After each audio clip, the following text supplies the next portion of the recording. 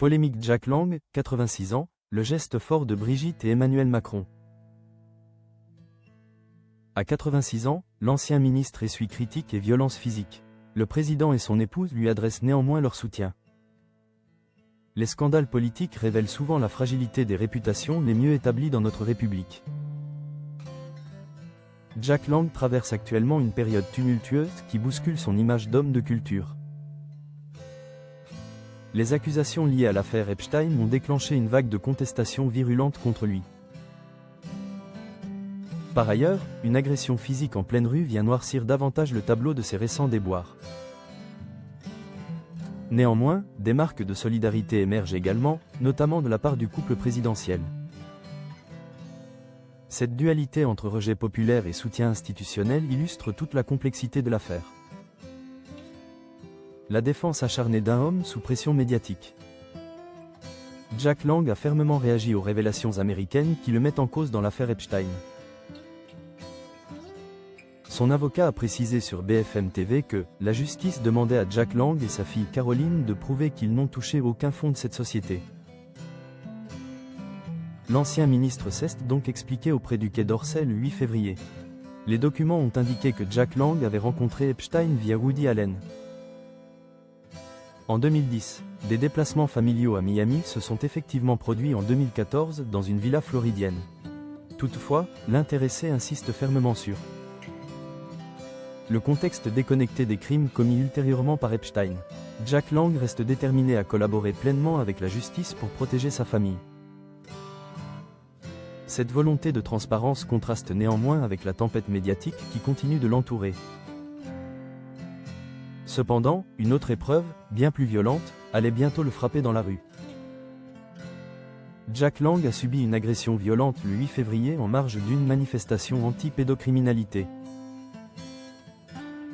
L'ancien ministre se rendait pourtant simplement à l'Opéra Garnier accompagné de son épouse Monique. Il a confié à Paris Match avoir reçu de nombreux messages d'intellectuels, d'artistes, parfois de gens inconnus. Ces personnes se montrent plus heurtées, blessées, choquées que lui-même selon ses propres termes. Le couple présidentiel a également manifesté sa solidarité de manière touchante envers Jack Lang. Emmanuel et Brigitte Macron m'ont appelé très gentiment, a-t-il révélé avec reconnaissance.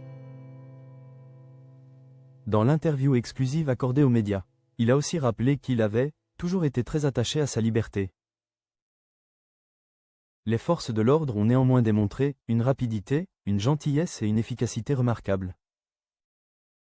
En « éternel optimiste », il attend désormais que la justice accomplisse pleinement son travail.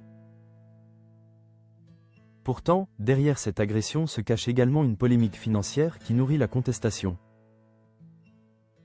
Selon le rapport 2024 de la Cour des comptes, Jack Lang perçoit 9 250 € bruts mensuels. L'Institut du monde arabe vit essentiellement d'une subvention annuelle de 12,35 millions d'euros versée par l'E-TAT. Plusieurs estimations situent ses retraites cumulées autour de 15 487 € bruts par mois. Le cumul emploi-retraite étant autorisé. Jack Lang atteindrait ainsi actuellement près de 25 000 € bruts mensuels.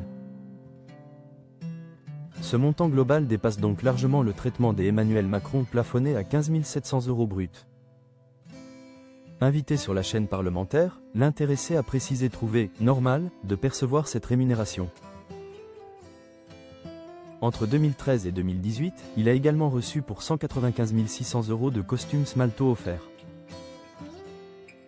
La Cour des comptes a souligné que le budget souffre d'un « déficit structurel d'exploitation » persistant.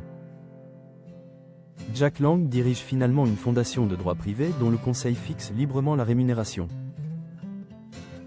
Cette situation alimente néanmoins la contestation croissante autour de sa gestion et de son positionnement institutionnel.